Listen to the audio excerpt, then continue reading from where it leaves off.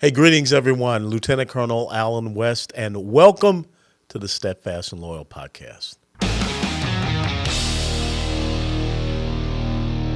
You gotta light 'em up before they burn it down.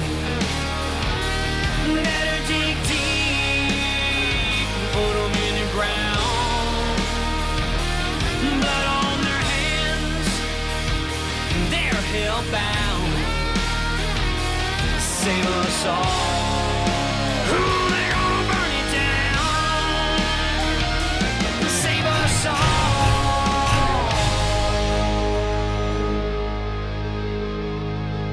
before they burn it down.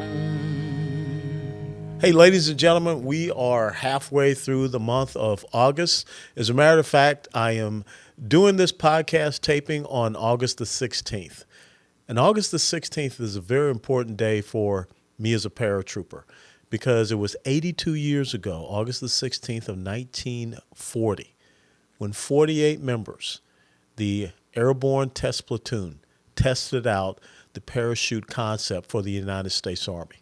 82 years ago, back there in good old other side of the Mississippi River. And think about in the 82 years that have gone past, all of those paratroopers that have worn the silver wings of the United States Army or the Navy Marine Corps Gold Wings. The Army is the proponent for all airborne training. So anyone that's going to be airborne qualified goes through the United States Army Airborne School down at Fort Benning, Georgia. It's an incredible legacy and history. You think about the paratroopers of World War II and all of the combat jumps that they did, especially when you think about the jumps prior to the landings at D-Day. You think about Operation Market Garden, the largest airborne operation in the history of the world. Of course, it did not end up with success because the British were not able to get to that very last bridge, and the British paratroopers there in Arnhem, if I'm correct, they were not able to link up with them. It's a great movie, A Bridge Too Far. That, phrase, a bridge too far, can be used in many different ways. And I think that the best use of that phrase, a bridge too far, is where we have seen the progressive socialist left go in the United States of America. The history of service and sacrifice and commitment of my family to this nation, the longest running constitutional republic that the world has ever known, started in World War II with my father, U.S. Army Corporal Herman West Sr. It carried on to my older brother, who just happened to be the black sheep. He joined the Marine Corps, but honorably served United States Marine Corps Lance Corporal Herman West Jr., wounded at Khe Sanh, Vietnam, Charlie Company, 1st Battalion, 26 Marines. Then it came my time to step up and do my part in serving this country. And I spent 22 years. I started out as a high school junior ROTC cadet back in Atlanta, Georgia, and of course went to the University of Tennessee, earned my commission there, and did 22 years, retiring in 2004. Now, my nephew, my older brother's son, is a lieutenant colonel in the United States Army, waiting to take command next year of an artillery battalion because he followed in my footsteps. I remember when Bernie Herman Bernard West III, he was there in my change of command ceremony at Fort Hood, Texas, back on June the 6th of 2002. June the 6th, the day of the D-Day landings. And I took command of a battalion in the 4th Infantry Division. As you know, the 4th Infantry Division, another historic American unit, it landed at Utah Beach. My first combat tour of duty was with the 1st Infantry Division, who famously landed there at Omaha Beach, the Big Red One. If you're going to be one, you're going to be a big Red One. I love the motto of the Big Red One: no mission too difficult, no sacrifice too great, duty first. The battalion that I took command of in the 4th Infantry Division, the 2nd Battalion, 20th Field Artillery Regiment, our motto was duty, not reward. And as you know, recently my son-in-law, JD, graduated from Army Basic Combat Training. in Fort Jackson. And my oldest daughter's husband, my other son-in-law, he served in the Army as well. My father-in-law, Angela's dad, 24 years, United States Army, retired as a master sergeant, 2 combat tours of duty in Vietnam. He and his wife, Angela's mother, my mother-in-law, buried in Arlington National Cemetery. We all took an oath, every single one of us that I just named, connected in our family, to support and defend the Constitution of the United States of America against all enemies, foreign and domestic. And that's why over this past week I've been kind of, I'm going to say it very clearly, pissed off. Because a social media platform, TikTok, decided they would ban a video that I had out there. Maybe some of y'all saw that video. It had 2.3 million hits. Pretty astonishing. But I guess that put up the red flag. Because all of a sudden we were told that we violated some community guidelines, standards. I'm wondering, what in the Sam Hill is that?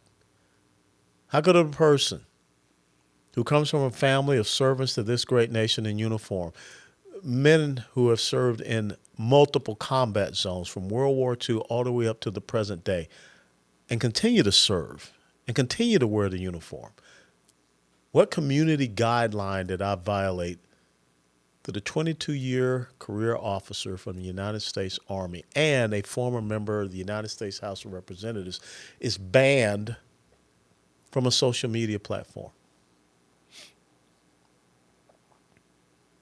Violent extremism? I mean, we've got the email chain where our social media manager was going back and forth with the folks at TikTok. I simply said that the Federal Bureau of Investigation, the FBI, based upon what happened at Mar-a-Lago, has been weaponized and declared war against the United States and its citizens. And there have been many others have said that. But I think the fact that 2.3 million people tuned in on TikTok to listen to a monologue from a former member of the United States military, former member of Congress, former chairman of the Republican Party here in Texas, a black conservative, that could not happen. Now, let me tell you something. One of the amendments to the Constitution that I took an oath to support and defend is the First Amendment. Freedom of religion, free exercise thereof, freedom of speech, freedom of expression, the right to petition my government for redress of grievances, freedom of the press. I want us to have an objective press, not a propagandized press, a Pravda press. What has happened in America? When I hear these folks on the left sit around and say those fascists on the right, they're just fascists. Maybe some people need to pick up a dictionary, Merriam-Webster or somebody's dictionary, and read the definition of what fascism and being a fascist is. A person that is a fascist, or fascism, is about suppressing opposing thought, perspectives, insight. That's what we have happening in the United States of America. There's a case right now where the White House is being sued because there is proof, emails from the White House to Twitter, telling Twitter, a private company, got it, to suppress the free speech of an American citizen. This Biden administration. What country are we living in? It is not that it is happening. It is that there are people that believe they're justified in doing it. So what are we fighting for? Are we fighting so that a place like Afghanistan, where I spent 2.5 years of my life, we can just turn it right back over to militant Islamist terrorists called the Taliban? Are we fighting for an Inflation Reduction Act that has nothing to do with inflation reduction, but it has everything to do with a progressive socialist leftist ideological agenda? The American people, President Biden, The American people aren't concerned with putting solar panels on their house right now. They're not concerned about going out and buying an electric vehicle that they can't afford anyhow. So they're not looking for your subsidies after they go out and buy these things. They're just trying to fuel their cars. They're just trying to get to work. They're just trying to get new backpacks for their kids going back to school or school supplies. They're just trying to put food on the table. But you're passing this monstrosity of a mess. You're raising taxes on entities, and it will flow down to people that make less than $400,000. The Joint Committee on Taxation has said so. The Congressional Budget Office, both nonpartisan, have said so. But yet, in saying these things, does that mean that FBI going to come knock on my door?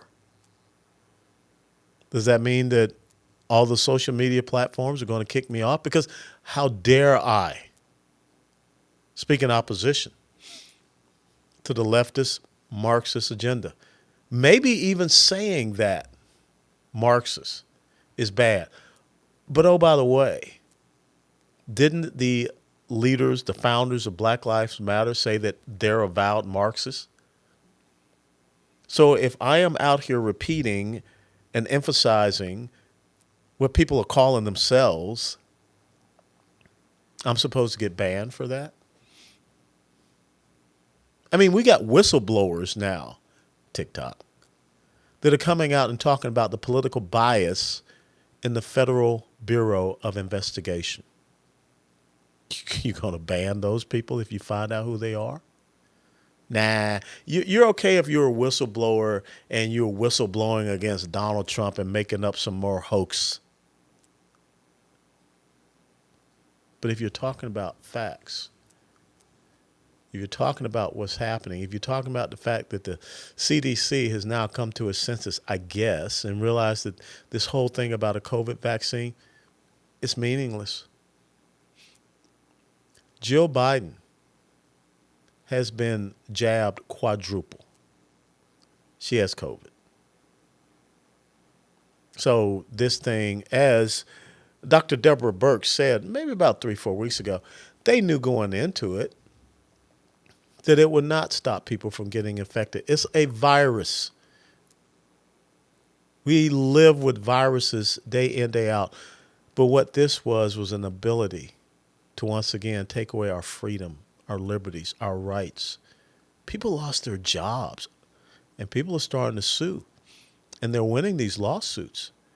Because how is it that you put people in the unemployment line because they refused to take something that now we're being told it was ineffective anyhow, that people were going to get infected with the COVID-19 virus anyways? Think about all of these young men and women in our military, especially at a time when we're talking about falling short by 40,000 members over this year and the next year of recruitment goals in the military. And we've been threatening to put people out of the military. We've been threatening to cut off their pay and benefits if they don't want to take this shot. But saying this, does this mean that I will get banned from Twitter, TikTok, whatever is out there? This is appalling. This is unconscionable that one of the standard bearers of freedom is now being run by tyrannical. I can't even explain it. And show me where this philosophy of government, this leftist philosophy, has ever been successful. Don't tell me in some European countries, because it's not the same. I don't want to live in a country where the government says, I'm going to take care of everything for you. Just give me your tax dollars. I believe in individual sovereignty and freedom. And that is really the premise upon which the United States of America was founded as this longest running constitutional republic. But right now we have people that don't believe that. We have people that don't believe that the individual is sovereign. We have people that don't care about your rights, freedoms, and liberties. We have people that only believe in one thing, what they believe in, and you will subjugate yourself to them. If not, you got no rights, freedoms, and liberties. If they will go after a former president in his private residence, my place means nothing to them, and neither does yours. If all of a sudden we have a social media platform that will tell a sitting president and now former president, you're banned off of this social media platform forever, but yet the Ayatollah's on there. I bet the Taliban even has a Twitter or TikTok or whatever social media account. We know that ISIS did because we got to see what they were doing. But here I am in the United States of America, where I'm supposed to have a constitutional right to the freedom of speech and freedom of expression. And I've got some data dink somewhere sitting in a basement, maybe of his mama's house, telling me, you violated community guidelines. You might be a violent extremist. I mean, think about this article that was just written in The Atlantic, talking about the rosary now is a symbol of extremism. Yeah. Or this FBI that we have that has a memo that is being proliferated throughout the agency that says that the Betsy Ross flag, the Gadsden Don't Tread on Me flag, and the Gonzales, Texas Come and Take It flag, those are symbols of extremism. 2 of those flags fly in my house, mounted on my wall. Betsy Ross flag and the Texas Gonzales, October the 3rd of 1835, October the 2nd, 1835, Come and Take It flag, which began the Texas Revolution.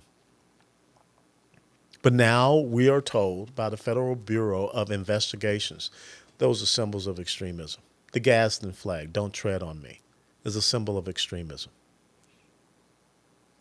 But a group like Antifa or Black Lives Matter, they can go out and burn neighborhoods to the ground. They can attack and assault police. They can shoot lasers in their eyes. They can kill them, whatever they want. And they're okay. As a matter of fact, we can't find a single dadgum Antifa leader. Give me a break. But we got time to ban a retired Army lieutenant colonel and former member of Congress from a social media platform. Hey, look, it's time to wake up. I don't like what I see happening, but I have to accept this reality. Because if you don't accept the reality of your political opposition, your enemy, whatever, on a battlefield, and this is an ideological battlefield, then eventually that reality is going to slap you in the face like a cold wind. And I think that's what happened a week ago when the Federal Bureau of Investigation decided to raid the private residence of a former president. And we don't know why. To have a warrant that you were given a 2-week window to execute, and then it took them about 48 to 72 hours to actually execute it. So I don't see the immediate pressing emergency or national security threat. But to say that every single thing in that private residence, from the day Donald Trump became president to the last day that he was president, they could take. Imagine that. Just a big wide net thrown out into the ocean. And whatever we catch, we're going to try to find something. And remember that age-old adage, you can get a grand jury that can indict a ham sandwich? I think that's where we're headed. Because I cannot tell you how many folks on the left have said they want to see shackles, they want to see a perp walk, they want to see someone in orange jumpsuit. What America do we live in? Here at the Steadfast and Loyal Podcast, we want to live in a constitutional republic. I don't hate people on the left, but I'm not really kind for those that want to destroy the thing that I took an oath to support and defend. Multiple generations in my family have done. And that's the Constitution. So if I got to meet you on this ideological battlefield, I'm ready to do that. If I have to surrender my life in order to protect freedom and liberty for my daughters, for my sons-in-laws, for my grandson, I will do that.